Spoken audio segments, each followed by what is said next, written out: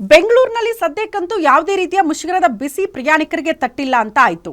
ಈಗ ರಾಜ್ಯದ ಬೇರೆ ಬೇರೆ ಜಿಲ್ಲೆಗಳಲ್ಲಿ ಪರಿಸ್ಥಿತಿ ಹೇಗಿದೆ, ಅಲ್ಲೂ ಕೂಡ ಬಸ್ ಸಂಚಾರ ಆಗ್ತಾ ಇದೆಯಾ ಅನ್ನೋದು ಬಹುತೇಕರ ಪ್ರಶ್ನೆ. ನೋಡಿ, ಯಾದಗಿರಿಯಲ್ಲಿ ರಸ್ತೆಗೆ ಇಳದೇ ಇಲ್ವಂತೆ ಕೆಎಸ್ಆರ್ಟಿಸಿ ಬಸ್ಗಳು. ಇಲ್ಲಿ ಬಂದ್ ಬಿಸಿ ತಡ್ತಾ ಇದೆ ಪ್ರಯಾಣಿಕರಿಗೆ.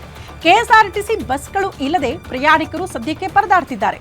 ದೂರಿಗೆ ಹೋಗೋದಕ್ಕೆ ಬಂದವರು ಕಂಗಾಲಾಗ್ಬಿಟ್ಟಿದ್ದಾರೆ. ಬಸ್ಗಳು ಸಿಗದೆ ಬಸ್ ನಿಲ್ದಾಣದಲ್ಲೇ ಕುಳಿತಿದ್ದಾರಂತೆ ಅನೇಕ ಜನ ಪ್ರಯಾಣಿಕರು. ಬಸ್ ಸಂಚಾರ ಇಲ್ಲ.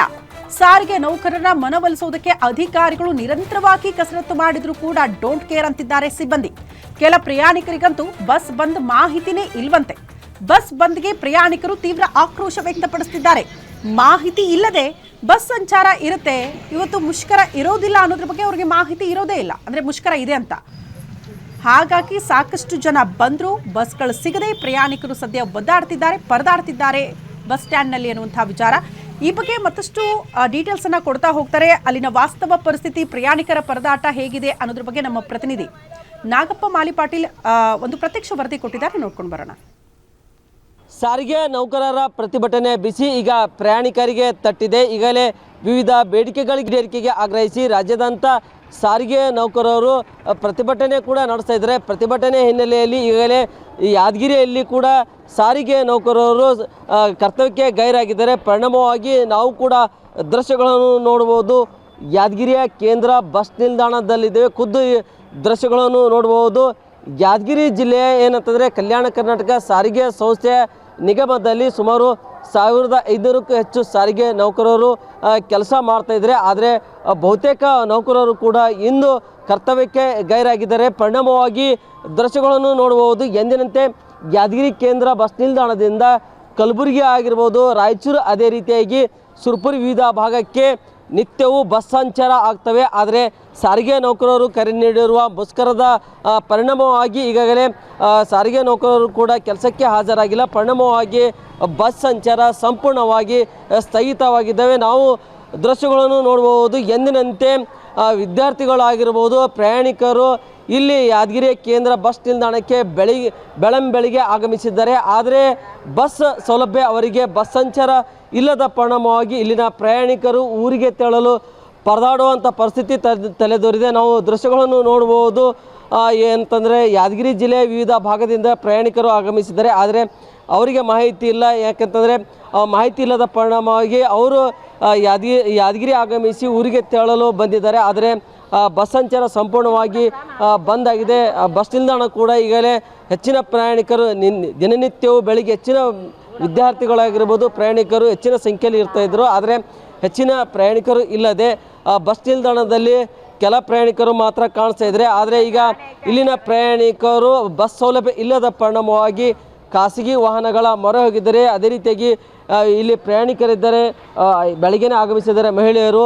ಅವರು ಕೂಡ ಏನು ಹೇಳ್ತಾ ಕೇಳೋಣ. ಅಮ್ಮ, ಈಗ ನೀವು ಬೆಳಗ್ಗೆನೇ ಬಂದಿರಿ, ನೀನು ಬಸ್ ಬಂದು ಇರೋದು ನಿಮಗೆ ಗೊತ್ತಿರಲಿಲ್ಲ? ಮೊದಲೇ ಒಂದ್ಸಲ ಹೇಳ್ಬೇಕ್ರಿ, ಒಂದ್ಸಲ ಹೇಳಿ ಬಂದ್ ಮಾಡಬೇಕು. ಆಮೇಲೆ ಸಡನ್ನಾಗಿ ಬಂದ್ ಮಾಡ್ರಿ ಹೆಂಗೆ ಮಾಡೋದು? ನಾವು ನಡ್ಕೊಂತ ಹೋಗ್ಬೇಕು ನಾವು ಸಡನ್ಕ.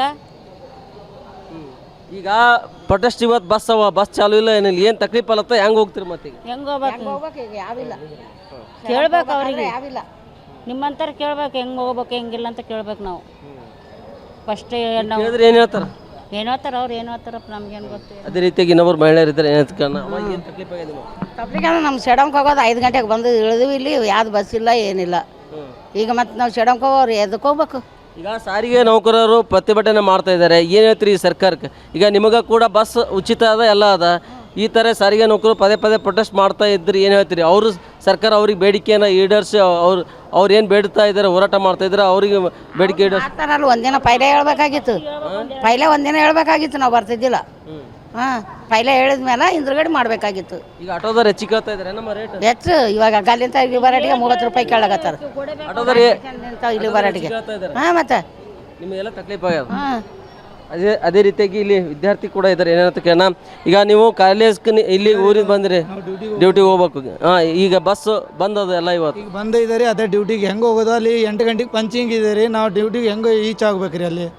ಅದೇ ನಮಗೆ ಅಲ್ಲಿ ಡ್ಯೂಟಿಲಿಂದ ತೆಗೆದು ಬಿಡ್ತಾರೆ ರೀ. ಮತ್ತು ಒಂದು ಅರ್ಧ ತಾಸು ಲೇಟ್ ಆಯ್ತು ಅಂದರೆ ಅಲ್ಲಿ ಮೊದಲೇ ಪಂಚಿಂಗ್ ಸಿಸ್ಟಮ್ ಇದೆ ರೀ. ಈಗ ಡ್ಯೂಟಿ ಮೇಲೆ ಈಗ ಎಲ್ಲ ಪ್ರಯಾಣಿಕರು ಹಿಂಗೆ ಕುಂತಿದ್ರೆ, ನಾವೇನು ಈ ಡ್ಯೂಟಿಗೆ ಹೋಗೋರು ಹಿಂಗೆ ಕುಂತೀವಿ ರೀ. ಈಗ ಒಂದೊಂದು ಬಸ್ ಬಿಡ್ತಾ ಇಲ್ಲ, ಸೇಡಮ್ ಬಸ್ ಈಗ ಹೆಂಗೆ ಹೋಗೋದ್ರಿ ಸರ್ ನಾವು ಎಲೆಕ್ಟ್ರಿಕಲ್ ಡಿಪಾರ್ಟ್ಮೆಂಟಲ್ಲಿ?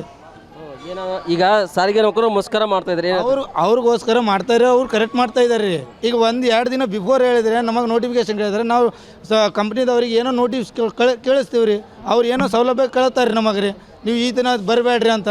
ಈಗ ನಮಗೆ ಒಮ್ಮೆದೊಮ್ಮೆಲೆ ಸಡನ್ನಾಗಿ ಹೇಳಿದ್ರೆ ನಾವು ಹೆಂಗೆ ಹೋಗೋದು ರೀ ಸರ್? ಅದೇ ತಕ್ಲೀಫ್ ರೀ ಸರ್ ನಮಗೆ. ಇದು ಇಲ್ಲಿನ ಪ್ರಯಾಣಿಕರ ನೋವಿನ ಮಾತಾಗಿದೆ. ಸಾರಿಗೆ ನೌಕರರ ಮುಷ್ಕರ ಬಿಸಿಯಿಂದ ನಮಗೆ ಕೂಡ ಊರಿಗೆ ತೆರಳಲು ಸಮಸ್ಯೆ ಕೂಡ ಆಗ್ತಾ ಇದೆ ಎಂಬ ಮಾತುಗಳನ್ನು ಕೂಡ ಹೇಳಿದ್ದಾರೆ. ನಾಗಪ್ಪ ಮಾಲಿ ಪಾಟೀಲ್, ಗ್ಯಾರಂಟಿ ನ್ಯೂಸ್, ಯಾದಗಿರಿ.